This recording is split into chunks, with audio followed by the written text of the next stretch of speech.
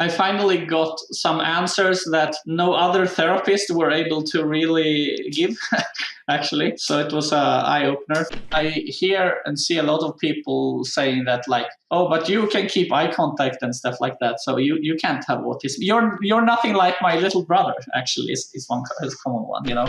Sometimes the job ads are a bit unclear, like they want you to be flexible. A lot of things in job ads are very unclear, like multitasking. Okay, but how many things do I need to shift? In pop culture, it's so many times one-sided, you know, like autistic characters are often based on stereotypes. It's not only about what accommodations you need, it's also about how can you adapt recruitment or interview processes to fit like your neurodivergent people. Welcome to the Metautism podcast, where we're diving into the vibrant world of autism and championing inclusive education and employment. Join us as we explore innovative strategies, share inspiring stories, and analyze groundbreaking initiatives that celebrate differences and advocate for a future of equal opportunities. Let's get started. Hello. How are you? Welcome to another episode of Metautism podcast. I'm your host, Klara, and today I'm excited that I'm speaking with Robin Andblom. Robin is a game developer from Sweden who is also adult on the autism spectrum. And although we usually think that only children are diagnosed with ASD, actually many adults are also on the spectrum. And Robin was diagnosed only a few years ago in 2019. And today I'm happy that he will share his life story with us. Robin, I'm so happy you're here with me, and welcome to the show. Thank you so much. Happy to be here. Yeah, so let's start with sharing your background.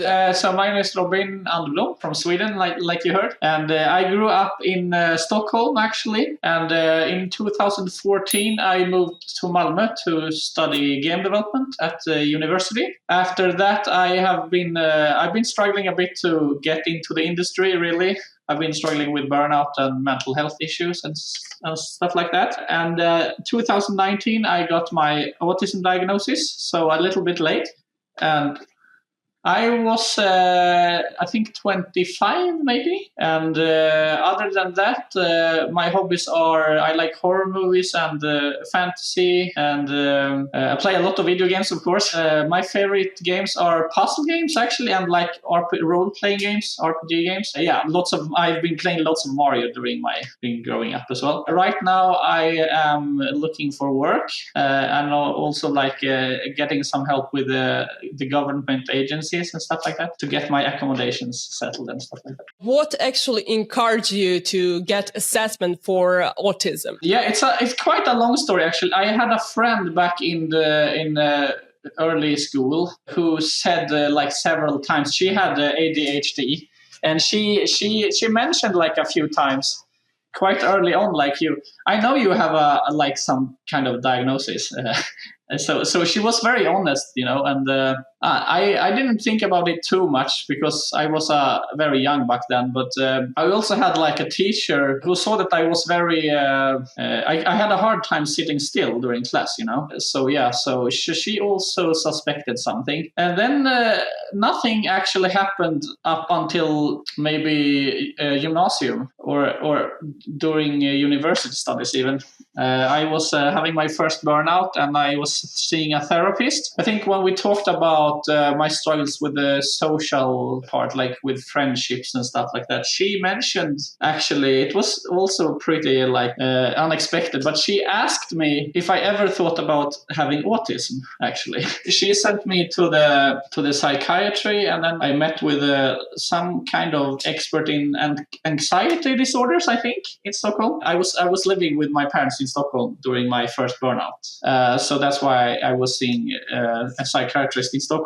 And then when moving back to Malmö, I got sent to the Malmö psychiatry instead, because I was like, I live here, and then seeing a few psychologists there, and after some time, like I was expressing that, like, no, but I agree. I think what my therapist in Stockholm said, like, I'm thinking of maybe I'm having autism. I explained how I have always felt different, and like have struggled with getting friends and stuff like that. I've always like felt maybe a little bit sensitive, I think, feelings all over the place. So I started my, how do you say it, autism assessment. Yes, 2019. It was like, I don't know how many sessions it was. I don't remember, but I know my mom needed to be part of like one sessions. She was with me, and then they also asked questions with only her, because in order to get diagnosis, you need to have like details about your struggles in childhood, etc. Right? So yeah, that's about it actually. Yeah. What was your biggest struggle in childhood? Or how did you stand out or felt different from other children? Yeah, I think that I have always struggled with getting friends, getting close to people. And I was also like bullied in the second grade. I think it's mostly that as a kid. And I always been like having lots of energy, having a hard time sitting still, during class, etc. So it was more similar some periods to maybe ADHD actually, but I have not got a diagnosis of ADHD. And how has diagnosis shaped your understanding of yourself?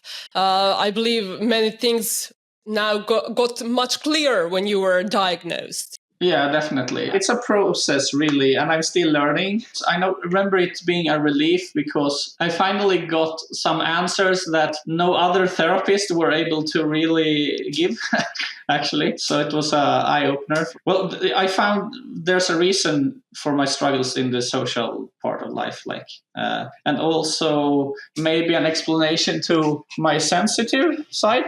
I've always been like, yes, good thing that you're asking. No, but I've always felt feelings and emotions very, very strongly, I have always felt I'm consuming more energy maybe than my friends. It's like I'm getting tired quicker than others, needing to plan for recharging, etc. And maybe canceling some stuff and stuff like that. In regards to autism, mental health, those two terms are interconnected. And in some cases, people have depression, have anxiety, and so on. But you said you went through burnout, and I believe that was not your only burnout. So the diagnosis help you to understand why are you going through some things, and that it's not, let's say, that you're not a problem, that is something how you function. And did it help you cope with it? Yeah, actually, I'm working a lot with my therapist right now with energy management and a little bit with structure. So I think it's both every requirements from the society in general and all the stress that is there. But it also maybe how I energy management and how I plan everything that I need to do, etc. Something that I've learned that I've probably done many years is masking. I have learned that to find one way to recover from burnout, etc., is really to find a way back to yourself. I'm actually calling it as a kind of unmasking process. I like to call it actually. And that is really the process actually. And I've also maybe struggled with accepting that I have been burnt out maybe the first couple of times, and just keep doing things like I've always done before, Are there any internal challenges besides burnout? And also, what are your external challenges, let's say that way, in regards to society, being on the job market and so on? It's a little bit sometimes understanding like the job market and how recruiters think.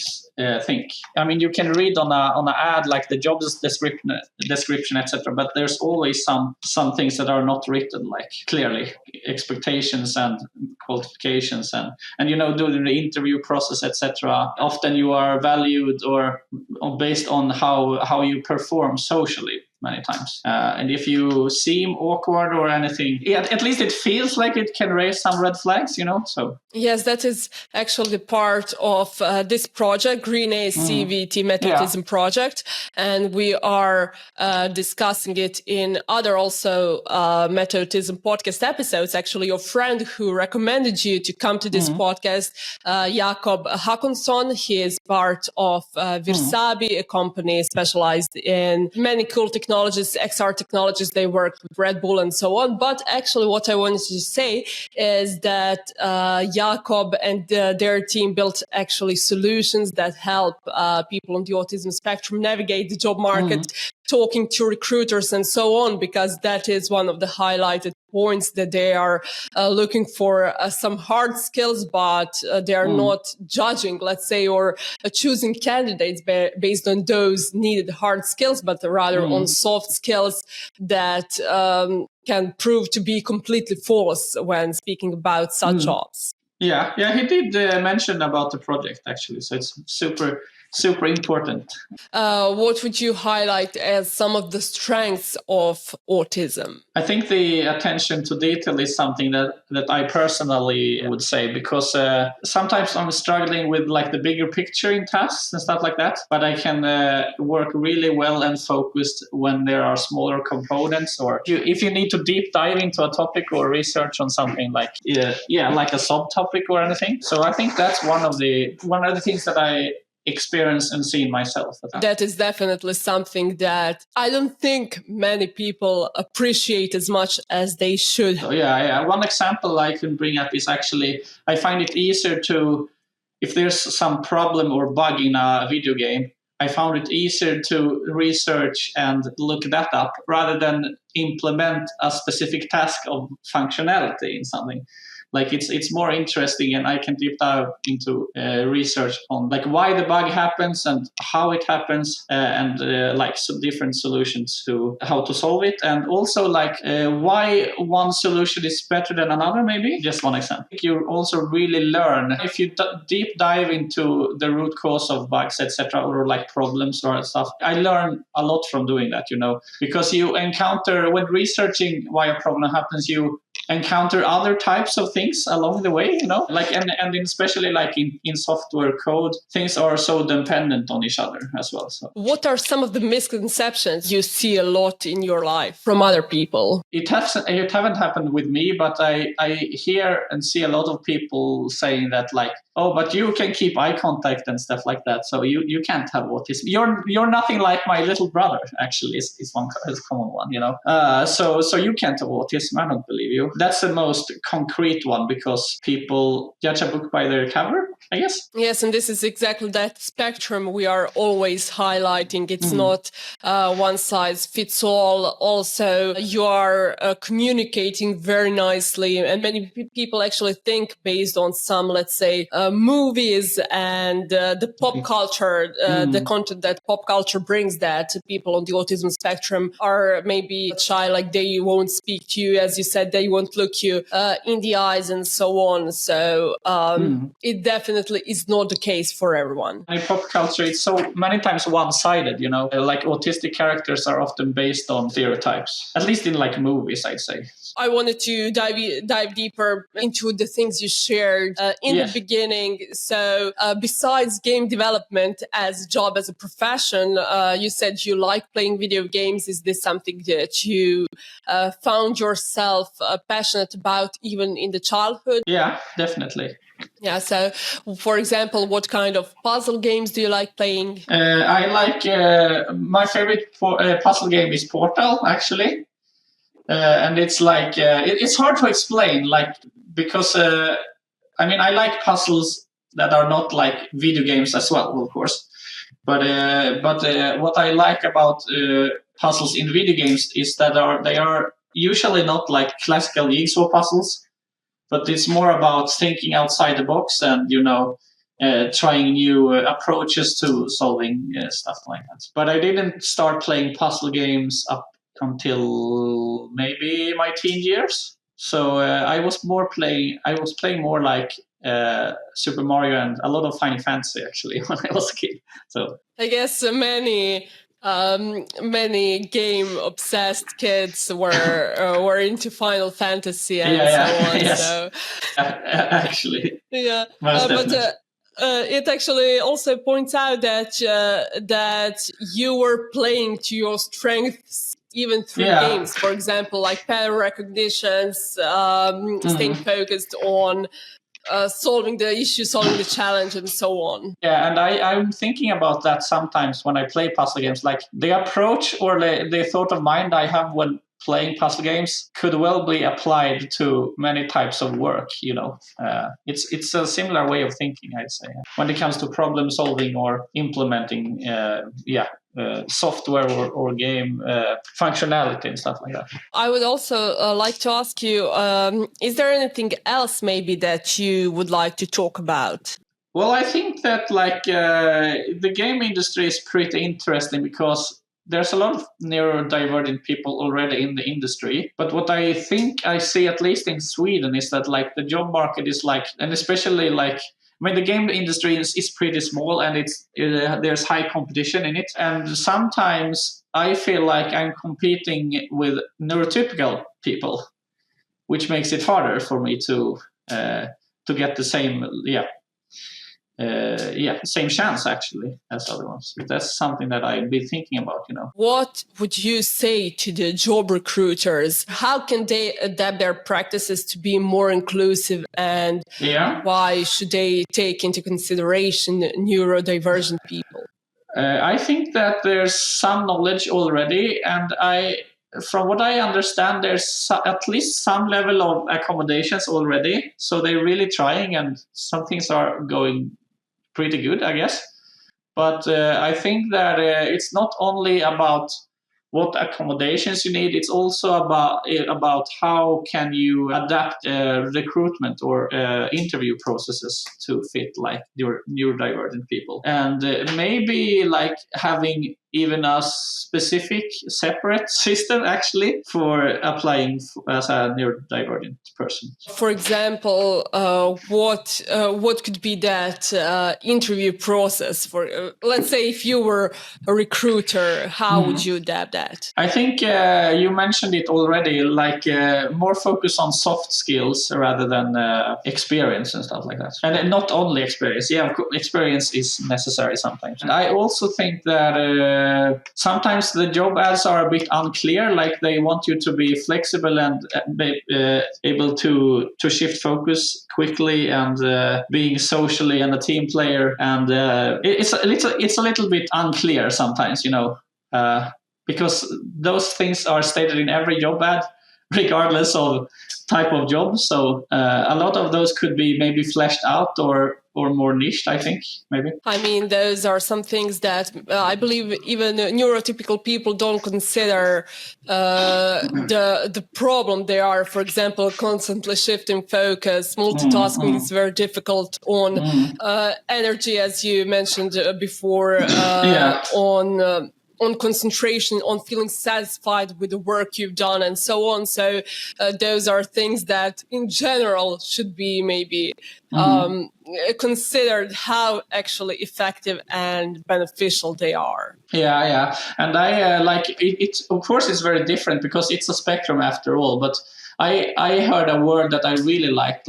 Some people with autism are better at monotasking actually than multitasking, I'd say, because of the attention to detail. Once again, I'd say I can't talk for everyone, but it's a good word too. I heard that almost any people on the autism spectrum prefers and excels at monotasking, and I believe in general we as humans mostly excel at monotasking, not multitasking. I think so as well. So I think it really depends on because like I said, a lot of things in job ads are very unclear, like multitasking. Okay, but how many things do I need to shift within, and why is it?